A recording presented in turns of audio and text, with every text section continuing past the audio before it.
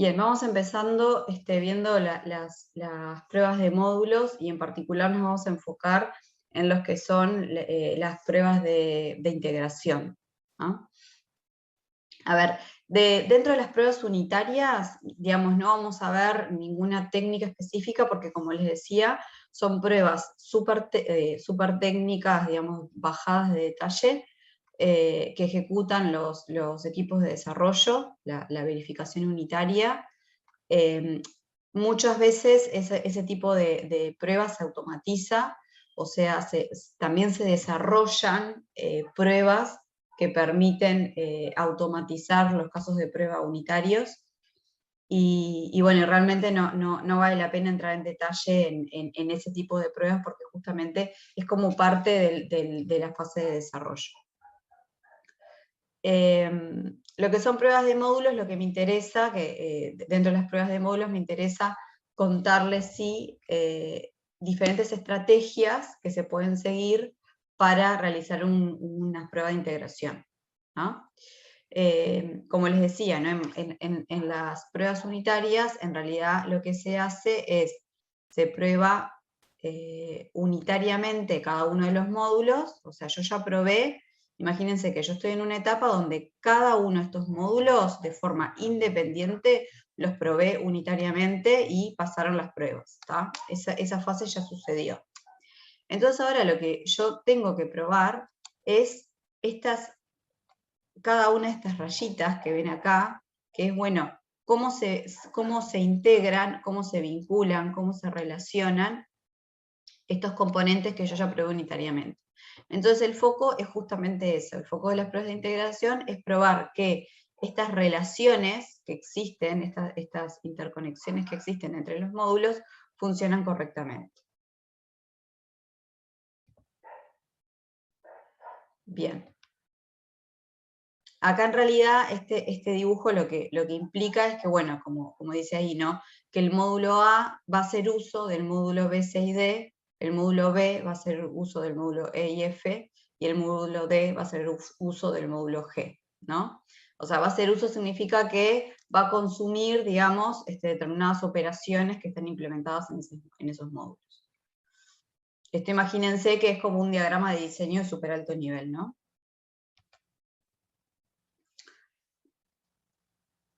Entonces, imagínense que quiero probar el módulo B de forma aislada. ¿Ah? Entonces, el módulo B en realidad usa el módulo E y F y es usado por el módulo A, ¿no? O sea, quiero probar el módulo, las integraciones del módulo B. ¿Ah?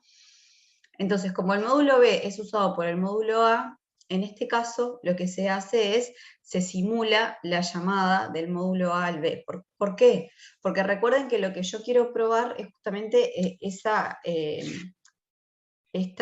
y vuelvo a... O sea, quiero probar, imagínense, si quiero probar cómo se integra el módulo B, lo que voy a querer probar es si esta rayita, digamos, de acá funciona correctamente y si estas rayitas funcionan correctamente. ¿Tá? Entonces, lo que yo voy a tener que hacer es simular. Entonces, yo sé que el módulo A tiene una llamada al módulo B. Entonces, yo voy a simular esa llamada para ver si realmente esta integración es correcta. ¿Tá? Y ustedes me pueden decir, ¿y por qué no uso el módulo A directamente? ¿Por qué no uso, digamos, ya el módulo A que llama al B? Porque en realidad, si yo uso el módulo A que llama al B y encuentro un error, yo no sé si el error está en la integración o está en el módulo A quizás. Porque quizás el módulo A tiene un error que hace que esta integración sea incorrecta. Entonces, primero que nada, se verifica esta integración, pero sin usar el módulo A, usando una pieza de código que se denomina driver, que simula esta llamada. Entonces, de esa forma lo que hago es me aseguro que estoy solamente probando la integración. ¿Ah? Si esa integración funciona bien, ahí sí ya puedo probar con el módulo A.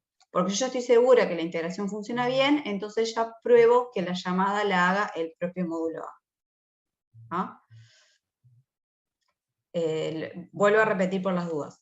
¿Por qué esto de tener una pieza de código que simule la llamada y no usar el propio módulo que hace la llamada?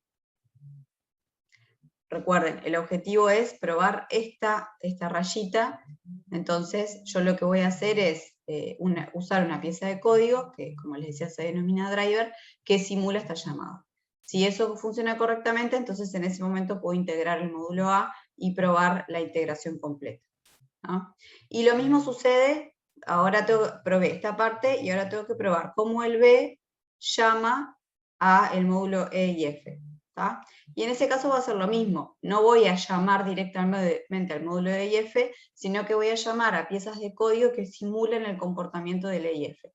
Y eso se llama, esta llamada de acá se le denomina driver, perdón, pero es súper difícil escribir así, y esta se le denomina stub.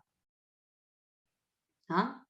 Entonces, tengo dos piezas de código que tengo que construir, que son bastante sencillas, porque en realidad lo único que hacen es simular invocaciones, o simular respuestas de invocaciones. En este caso, simula la invocación del módulo A al B, y en este caso simula la respuesta del módulo E y F cuando es invocado por el módulo B. ¿Ah? Entonces, una vez de que yo probé que esta invocación funciona correctamente, y esta invocación funciona correctamente, ahí sí puedo hacer la integración completa de los módulos. ¿Ah? El objetivo, lo vuelvo a repetir para que quede claro, el objetivo de tener estas piezas de código es, me foco primero en probar la integración. Entonces, si hay un error en esos módulos, más allá de que los módulos fueron probados unitariamente, pueden tener errores. Si hay un error, entonces yo me aseguro que el error no está en la integración, sino que va a estar en otro lugar. ¿Dudas? Yo no entiendo cómo haces para simular una llamada. ¿Me explico? ¿Te viste tipo un ejemplo o algo? Sí, en realidad eso está bien que no lo entiendan porque es una pieza de código, o sea, hay que desarrollar. En realidad vos desarrollas como un mini modulito que lo que hace es simular como una llamada, o sea, que el módulo A usa el B significa que usa alguna operación, ¿no? O sea, que existe una interfaz implementada y que hace uso de esa interfaz. Pero el módulo A va a hacer muchísimas otras cosas, además de llamar al B. Entonces yo lo que voy a hacer es como una pieza de código súper chiquita que solo simule que estoy llamando al módulo B, pero es desarrollo, es código, o sea, en realidad tengo que escribir código y hacer esa simulación. En realidad es escribir un componente de código que en realidad llama a una operación del módulo B y después eso lo tengo que ejecutar. Por eso es que yo les digo que estas pruebas, tanto unitarias como de integración, son bien técnicas, bien bajadas de detalle, implican desarrollo también. Por eso se ejecutan en la fase de desarrollo. Porque estas pruebas también, para poder hacer las pruebas, también tengo que desarrollar código. Tanto en las pruebas unitarias como en las pruebas de integración. ¿No? Bien. Digo, está bien que capaz que no lo tangibilicen, porque en realidad es bastante técnico. O sea, conceptualmente, digamos, lo que me importa es que, bueno, que quede claro que en realidad el foco es probar cada una de estas interfaces o de estas llamadas, y que para eso tengo que tener como piezas de código que simulan esas llamadas, y después de probar eso, recién puedo integrar los módulos completamente. O sea, esto lo vas haciendo a medida que vas desarrollando, digamos, el producto. La idea es pensarlo, tipo, de esta manera modular, por así decirlo, y vas desarrollando esas piezas de código. Claro, esto De integras. imagínate que es como que fuera el diagrama de diseño, ¿no? Imagínate que cada uno de estos son como los componentes que vos definiste tu diagrama de diseño. Y vos desarrollaste cada uno de estos componentes en la fase de desarrollo, vos desarrollaste cada uno de estos componentes de acuerdo a la especificación de diseño, y también desarrollaste cada una de las interfaces, porque eso también requiere desarrollo. O sea, estas interfaces también requieren desarrollo. Esto lo hiciste en la etapa de desarrollo. Ahora vos estás probando que eso funciona correctamente.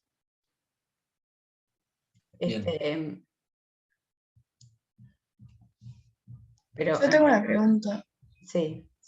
Em, Y si B tiene muchas formas, perdón, y si A tiene muchas formas de llamar a B, el código, el driver, tiene que mencionar todas, probar todas las formas de llamar a B. Y bueno, y ahí volvemos a lo mismo que hablábamos hoy, ¿no? También va a depender, si tiene, no creo que tenga, seguramente más allá de que tenga muchas formas, vos puedas, imagínense como cuando hablamos de clases de equivalencias, vos podés decir, bueno, pruebo estas, por decir algo, estas 3 formas que yo entiendo que abarcan bastante bien, que son bastante abarcativas y representativas de las posibles formas que A puede llamar a B. O sea, es como el mismo concepto de decir, bueno, tengo que probar siempre todo y no puedo probar siempre todo. Entonces tengo que entender, ahí lo que voy a tener que hacer es entender, bueno, cuáles son las distintas formas que A puede llamar a B, y a partir de eso definir, bueno, ¿qué es lo que yo voy a probar? Voy a probar esto, esto y esto, y entiendo que probando estas formas de llamar a B, estoy abarcando un conjunto bastante representativo. Ah, gracias. ¿Más dudas?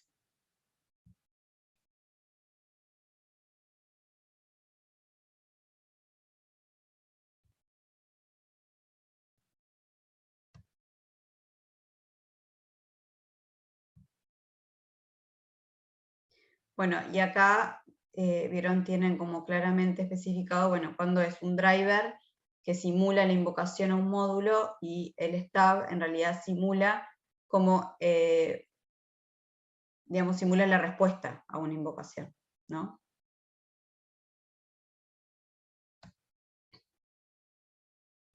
Entonces, ¿cuáles son las diferentes estrategias de integración? Para justamente, ¿no? O sea, una vez de que yo, ¿cómo voy a hacer para probar esto y de qué forma voy a ir integrando estos módulos? Una estrategia, la estrategia no incremental es la que se denomina Big Bang, que es, bueno, pruebo todos los módulos de forma aislada y luego pruebo la combinación de todos a la vez, ¿no? Entonces, ¿qué significa eso? Que sería, imagínense, así como probé el B, entonces pruebo cada uno de estos de forma aislada, quiero decir, con sus drivers y con sus stubs, eso quiere decir de forma aislada, o sea, sin haberlos integrado realmente con el módulo A, con el módulo E, con el módulo F, o sea, pruebo cada uno de ellos con sus drivers y con sus stubs, y después los integro todos juntos. ¿Ah? Eso que yo les decía hoy, que bueno, que si yo pruebo que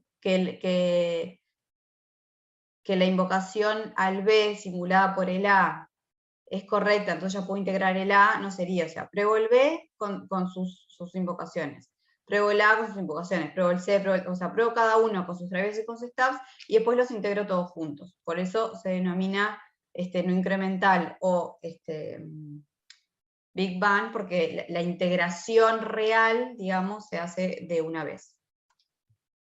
Y bueno, luego tenemos incrementales, donde tenemos diferentes estrategias, ¿no? Por ejemplo, bottom-up, decir, bueno, yo voy probando, comienzo con los módulos de abajo, digamos, y voy probando, o sea, pruebo la simulación de la llamada de esos módulos de abajo. Esto requiere usar drivers, pero no va a requerir usar stubs. Y bueno, y a medida que los voy probando, digamos, con sus drivers, los voy integrando. ¿Ah? O sea, los pruebo, funciona correctamente la integración, lo integro. Pruebo, funciona correctamente, lo integro. Es como que voy probando y voy integrando de forma incremental. ¿Ah? Como de abajo hacia arriba. O sea, si vamos al ejemplo, sería, pruebo como el E y el F, ¿no? Pruebo el E y el F y el G, teniendo los drivers correspondientes. Si está correcto, entonces ya los integro y pruebo el B, el C y el D. Si están correctos ya los integro, pruebo el A, y si está correcto ya lo integro. Como que voy integrando a medida que voy probando de abajo hacia arriba. Y bueno, y después tenemos la top-down, que es igual, pero de arriba hacia abajo, ¿no? Es como que voy probando cada uno de esos, en este caso con stubs, no requiero drivers, sino stubs.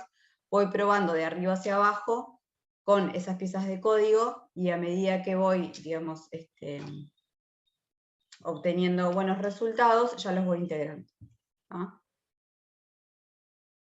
O sea, en todos los casos yo voy a ir probando, siempre voy probando como pruebo la invocación, o sea, sea incremental o no incremental, es muy importante probar esa invocación simulada con drivers y con stubs. Lo que cambia en incremental y no incremental es, si yo cuando voy, después de que probé esas invocaciones, la integración de los módulos reales, ¿la hago de una o la voy haciendo de forma paulatina? ¿Ah?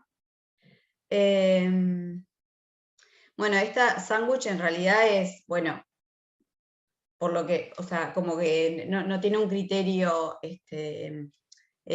único, decir, bueno, puedo probar, por ejemplo, los módulos más críticos primero e ir integrando esos, ¿no? Este sándwich significa, bueno, que en realidad como la forma en que voy integrando los módulos va a depender de la estrategia que se define. O por disponibilidad, también puede ser, ¿no? O sea, voy integrando a medida que los tengo disponibles, voy integrando y no espero a que esté el de abajo o esté el de arriba. A medida que los tenga disponibles, los voy probando y los voy integrando.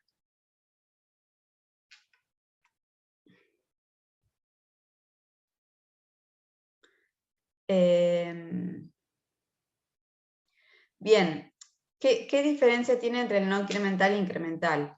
El no incremental requiere, como veíamos al principio, requiere primero probar de forma aislada cada uno de los módulos, y para eso, para cada módulo voy a requerir drivers y stubs, y después todos juntos, ¿no? Integrarlos todos juntos.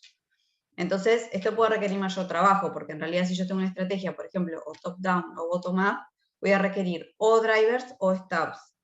En la no incremental requiero siempre, o sea, todos los drivers y todos los stubs, porque voy a probarlos primero todos de forma aislada y después todos juntos. ¿Ah?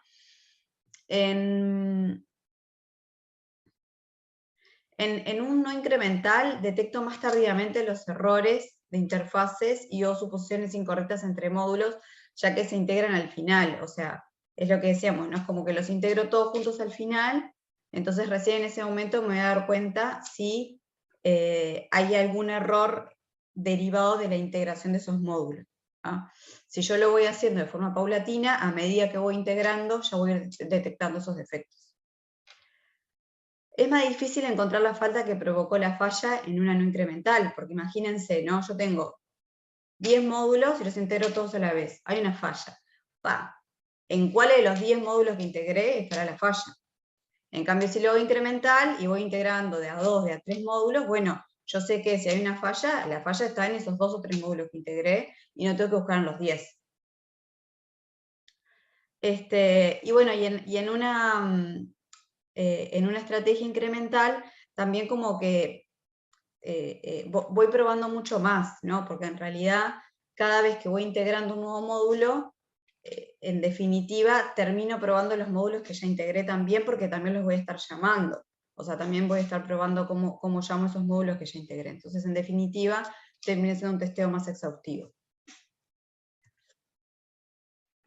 Pero bueno, una vez más, la definición de la estrategia depende de cada proyecto, depende del contexto, también depende seguramente si son muchos módulos, sea más conveniente una estrategia incremental que una no incremental. Si son poquitos módulos, capaz que con una no incremental es suficiente. Las dos tienen sus pros y sus contras, y bueno, va a depender de cada proyecto. ¿Ah? A ver, lo que me interesa de esto, que vieron que vemos muy poquito de este tema, porque en realidad me interesa que sepan que existen diferentes estrategias para integrar los módulos, incrementales, no incrementales, entender cada una de esas estrategias, y entender que el foco de las pruebas de integración es justamente esas rayitas, ¿no? Esas integraciones que suceden, esas llamadas que suceden entre los módulos. Ese es el foco. ¿Dudas?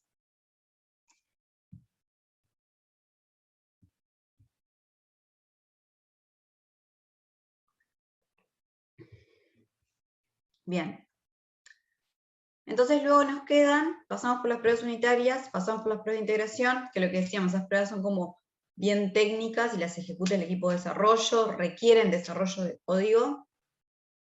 se hace sobre el ambiente de desarrollo, ¿no? Es como que, más allá de que forman parte del proceso de pruebas, se ejecutan en la fase de desarrollo. Luego tenemos, recuerdan, las pruebas de función y las pruebas de desempeño, que el objetivo es mirar el sistema como un todo, o sea, ya no me interesa si tengo un módulo 8, 10, a mí me interesa que tenga un sistema integrado y que yo voy a ejecutar una funcionalidad y el sistema tiene que responder. Y también tengo que verificar si cumple con los requerimientos no funcionales. Luego teníamos las pruebas de aceptación que realizaba el cliente y por último las pruebas de instalación. ¿Ah? En estas sí vamos a entrar un poquito más. En lo que son las pruebas de función, esto lo vamos a dejar para ver luego porque es un tema que nos va a llevar bastante tiempo. No bastante, pero seguro en los 15 minutos que tenemos no nos da. Pero bueno, este lo voy a dejar para verlo con ustedes en la clase después de la semana del 10 de mayo. ¿Tá? O sea que ahora lo voy a pasar y lo vamos a ver luego esto. Y voy a ir a las pruebas no funcionales. ¿Ah? Recuerden que cuando estuvimos hablando de los requisitos no funcionales, de la especificación de requisitos, en particular de los no funcionales, yo les hacía mucho hincapié en que todos los requisitos no funcionales que se definan tienen que ser verificables. ¿Ah? Eso siempre lo dijimos, recuerden, y bueno, y justamente este es el momento en verificar. Si yo digo, tengo un requerimiento funcional que digo, y el sistema tiene que ser lindo, ¿y cómo verifico que sea lindo? Porque capaz que para mí es lindo y para otro no. O el sistema tiene que ser rápido. ¿Y qué es rápido? ¿Que responde en un segundo o en un milisegundo?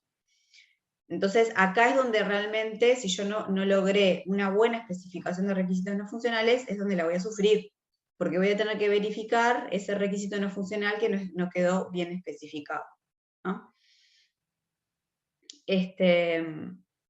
También es importante, es importante definir el procedimiento de prueba, que no es trivial, no es fácil probar los requisitos no funcionales, no siempre es posible, eso también es importante, pero eso no implica que no se tenga que hacer. ¿Ah?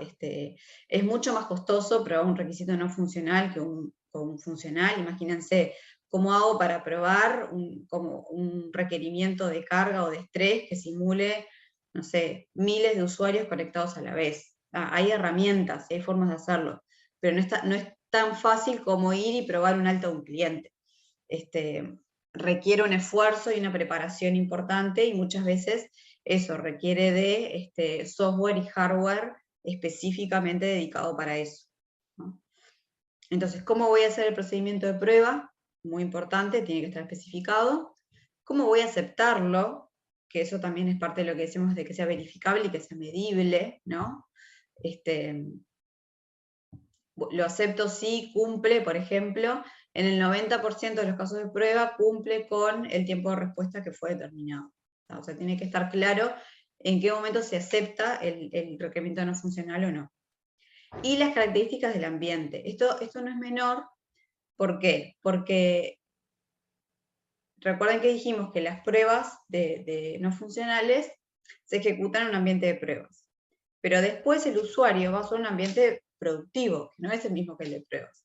Debería ser lo más similar posible, y siempre se trata de que sea así. Pero también, como les decía, armar un ambiente es costoso, requiere hardware que es costoso, que tengan exactamente la misma configuración. O sea, no es algo tan trivial que los dos ambientes sean exactamente iguales. Entonces yo tengo que tener en cuenta que quizás el resultado de las pruebas que obtengo en un ambiente de pruebas no va a ser exactamente el mismo que obtenga en un ambiente productivo, ¿no? Por eso tengo que asegurarme o intentar que cuando se ejecuta una prueba no funcional, el ambiente donde lo estoy ejecutando sea lo más parecido posible a un ambiente productivo. O a veces lo que se hace es, se configura, digamos, o sea, hay herramientas que permiten configurar para simular que estoy trabajando en un ambiente de determinadas características, más allá de que el ambiente no lo tenga. Porque no es lo mismo el resultado de una prueba en un ambiente con determinado hardware, determinada capacidad, determinada memoria, etcétera, que después lo ejecute en otro con otras características. Entonces, para que las pruebas sean válidas realmente, tengo que tener un ambiente que sea lo más similar posible al ambiente operativo. Bueno, ¿qué pruebas no funcionales existen? Tenemos las pruebas de estrés o de esfuerzo, que implica someter el sistema a grandes cargas o esfuerzos considerables. ¿Ah? En las pruebas de estrés, como dice la palabra, ¿no? Lo que implica es que yo someto mi producto a una carga considerable en un periodo de tiempo acotado. Porque yo digo, bueno, capaz que mi sistema soporta procesar 50.000 archivos, pero lo hace en 10 días. Una prueba de estrés es, bueno, yo intento que soporte el procesamiento de tal volumen de datos, pero en 1 hora. O que pueda asumir la carga de miles de usuarios concurrentes al mismo tiempo. ¿Tá? La prueba de estrés tiene el componente de tiempo, que es muy importante, que es, bueno, es un pico de esfuerzo en un tiempo acotado. ¿Ah? Sin embargo, la prueba de volumen es, bueno, justamente la diferencia es que yo puedo, mi sistema puede manejar un volumen de datos importante. Y acá no hablamos de la variable tiempo, ¿no? Entonces, bueno, si lo puede manejar, si puede procesar miles de archivos en un tiempo, digamos, que no sea, lo hace, no sé, corre un proceso toda la noche y lo procesa, buenísimo. Pero la diferencia es que la prueba de estrés, la variable de tiempo es muy importante, es, bueno, una sobrecarga en un periodo de tiempo, y en la prueba de volumen es, bueno, yo tengo un volumen, y un volumen de carga importante, y mi sistema es capaz de procesarlo. Bueno, las pruebas de facilidades de uso, como les decía, como ya lo hemos hablado, estas son como las pruebas de usabilidad, que bueno, que acá es súper subjetivo, y por eso es muy importante que quede bien especificado, que es que mi sistema sea fácil de usar, ¿no?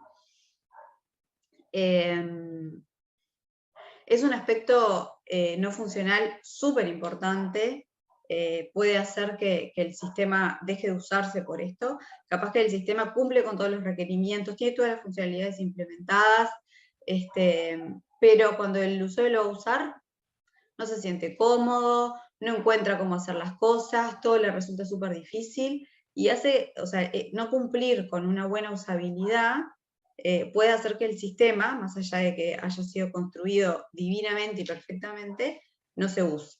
Por eso es súper importante también especificar, bueno, qué significa que sea fácil de usar, porque depende del sistema. No es lo mismo la facilidad de uso que tiene que tener un videojuego, o que tiene que tener un sistema de un banco que es usado por un funcionario, o un sistema de un banco que es usuario por un usuario, por un cliente. Entonces, también, dependiendo del tipo de sistema, el nivel de facilidad de uso que yo le voy a proveer. Bueno, luego tenemos pruebas de seguridad, que bueno, obviamente, el objetivo es encontrar problemas conocidos de seguridad, fallas, existen como, digamos, errores conocidos a nivel de seguridad, que se pueden usar como base, para ver si mi sistema los cumple o no. Pruebas de compatibilidad, que bueno, que justamente se trata de determinar que las funciones con la interfaz no se realizan según los requerimientos, ¿no? O sea, en realidad lo que quiere decir es que, bueno, que si mi sistema es compatible con otro hardware o con otro software, ¿no? Esto de que decíamos, bueno, corre, no sé, por ejemplo, ¿no? Digo, un ejemplo clásico es, no sé, tengo una app para instalar en el celular, y bueno, en iOS la puedo instalar bien, pero en Android no. O sea que compatibilidad puede ser, por ejemplo, con un sistema operativo. ¿Ah? Entonces es necesario especificar, bueno, mi producto va a correr bien sobre qué software, sobre qué hardware. ¿no? Con qué software y con qué hardware va a ser compatible. O, por ejemplo, es un sistema web y bueno, va a ejecutar correctamente en Internet Explorer y en Firefox, pero no puedo asegurar que ejecute correctamente en Google Chrome, por ejemplo. Todo eso tiene que estar correctamente especificado para después probarlo. Bueno, las pruebas de rendimiento son las que digamos, las más conocidas como los tiempos de respuesta, ¿no? Que también, una vez más, se tiene que especificar cuál es un buen tiempo de respuesta, en qué condiciones, porque también es importante. Como ya les habrán experimentado muchas veces, no es lo mismo usar, o sea, ¿no? Estoy usando 20 programas a la vez en mi computadora y el tiempo de respuesta no es el mismo que si estoy usando un programa a la vez. Entonces, eso también es importante, ¿no? Decir, bueno, cuáles son las condiciones que se dan a la hora de utilizar ese programa y realmente ver si se cumple, digamos, ese requerimiento no funcional, pero bajo las condiciones que se establezcan.